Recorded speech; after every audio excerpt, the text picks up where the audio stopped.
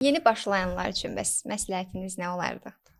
Yeni başlayanlar üçün məsləhətim bu olardı ki, ilk başda bu sahəyə araşdırma eləyəndə bütün texnologiyaları öyrənməyə çalışmasınlar. İlk öncə texniki olaraq SQL-dən başlasınlar, SQL-i çox yaxşı səviyyədə bilsinlər. Çünki data engineering üçün məlumatlarla işləmək vacib olduğu üçün buna görə də SQL-i çox yaxşı səviyyədə bilməlidirlər.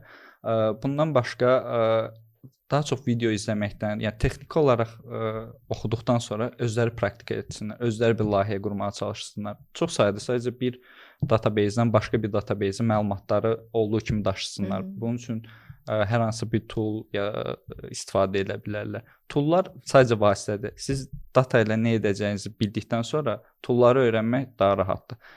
Bundan başqa da toollar sürətli dəyişə bilər.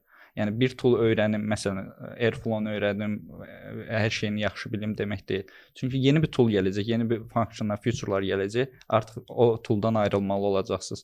Ona görə də siz injiner olaraq toolu bilməli deyil də, o tooldan necə istifadə etməyi bilməlisiniz. Çünki tool dəyişsə də siz istifadə qaydasını, o məntiqini, modelinqi bildikdən sonra heç bir problem olmayacaq.